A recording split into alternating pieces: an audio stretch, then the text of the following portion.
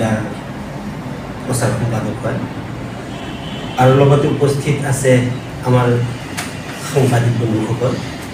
আমি আপোনালোকৰ জৰিয়তে জনাব বিচাৰিছোঁ যে শোণিতপুৰ জিলা AFDF বিনা স্বাৰ্থে 11 নং শোণিতপুৰ লোকসভাৰ সমষ্টি BPF-ৰ প্ৰাৰ্থী শ্ৰীযুত ৰাজু দেউৰী ডাঙৰীয়াক আমি শোণিতপুৰ জিলাৰ AFDF দলে সমৰ্থন দিছোঁ।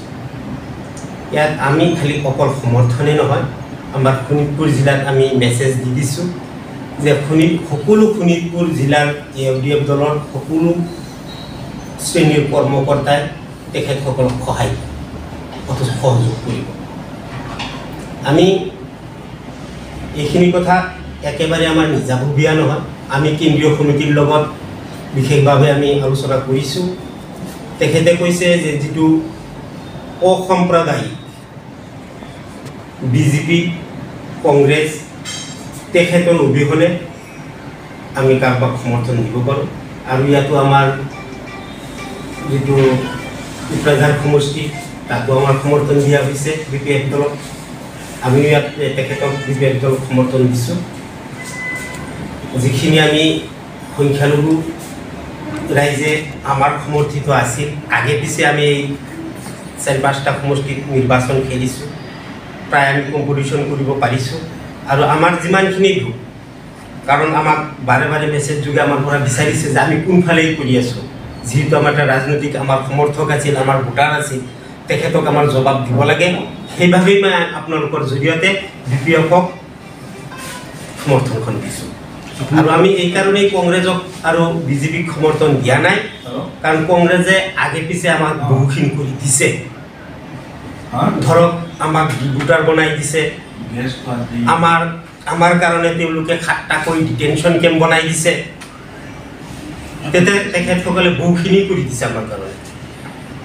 যে আৰু ভাবিছোঁ যে তেখেতক সমৰ্থন দি যে মূৰৰ ওপৰত নিজৰ বিপদটো আৰু নিজে চপাই ল'ব বিচৰা নাই। আপোনালোকে জানে যে বিগত 15 বছৰ ৰাজত্বকালত NRC হোৱাৰ সুবিধা পাইলে প্ৰজেক্টৰ কাম তেওঁলোকে কৰা নাই। পোনপ্ৰথমে কেনেকৈ তেওঁলোকে বেমেজালি সৃষ্টি কৰিব পাৰে তাৰ চেলু বিচাৰি থাকে। এই 15 বছৰ হ'ল তেওঁলোকে মাটিৰ পট্টাটো দিব পৰা নাই।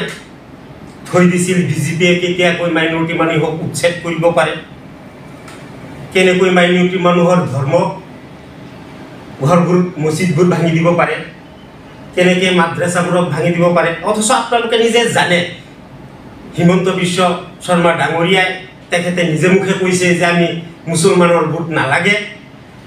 তেন্তে আমি নীলাজৰ দৰে হৈ আমি তেখেতৰ ওচৰত যাব বিচৰা নাই। যিহেতু নিজৰ আত্মসন্মান এটা আছে, আমাৰ যেতিয়া তেওঁলোকে অপেনলি কয় যে আমাৰ মামা চাচাৰ ভোট নালাগে, তেন্তে আমি তেওঁক উজাচি তেওঁক সমৰ্থন দিব নাযাওঁ। আৰু আপোনালোকে আৰু এটা কথা জানে যে যেতিয়া ইণ্ডিয়া জোট গঠন কৰা হৈছিল, সেই সময়ত আমাৰ সুপ্ৰিমো